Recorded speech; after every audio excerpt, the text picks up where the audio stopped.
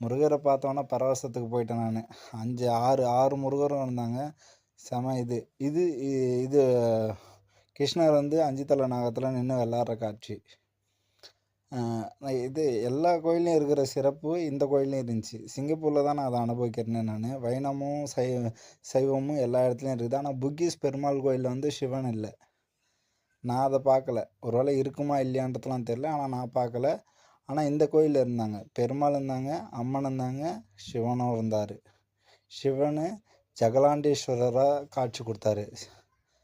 அங்கே ஜெகலாண்டேஸ்வரர் நான் சிவனை காட்டுறேன் சரிங்களா. இது ஆஞ்சநேயர் அழகாக காட்சி கொடுத்தாங்க. பெருமாள் வந்து ராமன் சீதை தான் இருந்தாங்க. இல்லை வெளியே தான் நான் பார்த்தேன் ராமன் சீதையை. பெருமாள் தான் காட்சி கொடுத்தாங்க. வள்ளி தேவனையோட அழகாக பெருமாள் காட்சி கொடுத்தாங்க. வெளியே சரஸ்வதி இருந்தாங்க. நல்லா அழகாக நம்ம ஆசீர்வாதம் வாங்கி தலையில் பஸ்பத்தை தெளிச்சிக்கிட்டு, அப்பா சிவனே, எனக்கு இப்போ இருக்கிற மனசில் இருக்கிற கவலையை இந்த கோயிலுக்கு என்னை கொண்டு வந்திருக்கிறீங்க. ஆனால் இங்கேருந்து போகக்குள்ளே நான் வயிறு நிரம்பி, மனசு நிரம்பி, சந்தோஷம் நிரம்பி, ஒரு நிம்மதியான வாழ்வியலை தூக்கிட்டு நான் அடுத்த நாளுக்கும் அடுத்த நிமிஷத்துக்கும் போராடிக்கிட்டு போகணும் அப்படின்றதோடு தான் நான் இங்கேருந்து வெளியே ஆரம்பித்தேனே. ஏன்னா அவ்வளோ திருப்தியாக இருந்துச்சு. 9 நவகிரகங்களும் அழகாக இருந்தாங்க. சிவனுக்கு மட்டுமே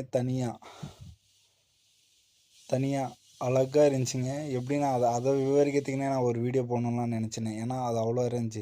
நான் மறுபடியும் சிவனை கிட்ட போய் எடுத்துருக்கிறேன். அந்த வாய்ப்பு இருந்துச்சு. அங்கே வந்து ஐயர் வந்து இது மந்திரம் சொல்லிகிட்டு இருந்தார் அவங்க ஆளுங்களுக்கு. அதனால் தொந்தரவு பண்ணக்கூடாதுன்னு சொல்லிட்டு நவகிரகத்தை சுற்றிட்டு நான் கிட்ட போய் முடிஞ்சளவு காட்டியிருக்கிறேன். ஆனால் ஐயர் வந்து அஷ்டலட்சுமியும் இது பண்ணக்குள்ளே நான் சிவனை வந்து கிட்டேருந்து காட்டியிருக்கேன். சிவனோட ஒய்ஃபாக இங்கே யார் இருக்கிறாங்கன்னா அகிலாண்டேஸ்வரி இருக்கிறாங்க. செம்ம ப்ளசண்ட்டுங்க. சூப்பராக இருந்துச்சு. அது எப்படின்னா தண்ணி வந்து டைரெக்டாக சிவலிங்கத்துக்கிட்ட படுற மாதிரி அந்த சொம்பு, அந்த ஹீட்டை கோவத்தை குறைப்பார்ல. அவர் ருத்திரமாக தானே இருப்பார். நாடு இப்படி இருக்கக்குள்ளே அவர் ருத்திரமாக இருக்கக்குள்ளே அவருக்கு ருத்திரமானார்னா தாங்காது. அது லிங்கமாக இருக்கிற வரைக்கும் நல்லாயிருக்கும். நடராஜராக ஆகிட்டார்னா அது உலகம் ஆட்டம் காட்டுறோன்னு சொல்லிட்டு அதுதான் அதோட இது. விநாயகர் வெள்ளியிலே நல்லா இது பண்ணியிருந்தாங்க. நான் 3 தோப்புக்காரனை போட்டு பண்ண தப்பும் இனிமேல் பண்ண போகிற தப்பு பண்ணாத இருக்கிறதுக்கும் என்னை வந்து ஆசீர்வாதம் கொடுங்கன்னு வேண்டிக்கிட்டு நான் சொன்னேன்ல நாகாத்தம்மன் அழகாக 5 தலை பாம்போட அழகாக இருந்தாங்க. இதில் தான் அபிஷேகம் பண்ணாங்க. அங்கே ஒரு அக்கா பண்ணிகிட்டு இருந்தாங்க.